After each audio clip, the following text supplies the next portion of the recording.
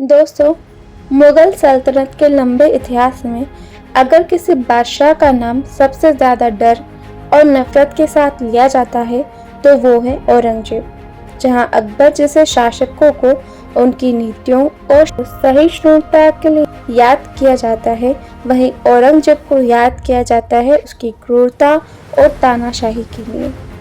ये वही शख्स था जिसने सत्ता के लालच में अपने ही बाप शाहजहां को कैद कर लिया था, भाइयों को मौत के घाट उतार दिया और गद्दी हथियाने के लिए किसी को भी नहीं छोड़ा। लेकिन उसका असली चेहरा तब सामने आया जब उसने अपनी नीतियां आम जनता पर थोपी। औरंगजेब ने हिंदुओं पर भारी जजिया टैक्स लगाया, उसने बड़े बड़े मंदिरों को तुड़वाया, काशी विश्वनाथ और केशव देव तक को नहीं छोड़ा। पूजा पाठ पर पाबंदी और कला संगीत को हराम कहकर दरबार से निकाल देना, ये सब उसकी सोच का हिस्सा था। यानी उसके लिए हुकूमत का मतलब था खौफ, खून और जुल्म। लेकिन इतिहास हमेशा गवाह रहा है, जब जब जुल्म हद पार करता है तो उसके सामने कोई न कोई वीर अवश्य खड़ा होता है।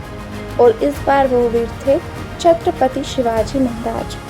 छत्रपति शिवाजी महाराज ने सिर्फ तलवार से ही नहीं बल्कि अपनी रणनीति और बुद्धिमानी से औरंगजेब को हर कदम पर चुनौती दी। जहां मुगल फौजें लाखों में थीं, वहीं शिवाजी की सेना छोटी थी, लेकिन उनके गुरिल्ला युद्ध कौशल ने औरंगजेब की विशाल सेना को कई बार मात दी। एक तरफ औरंगजेब ताजमहल बनाने वाले शाहजहां का बेटा होकर भी दरबार को संगीत से महरूम कर देता है, मंदिरों को तुड़वाता है और जुल्म ढाता है। वहीं दूसरी तरफ शिवाजी महाराज अपनी प्रजा को सुरक्षा, सम्मान और आत्मविश्वास देते हैं।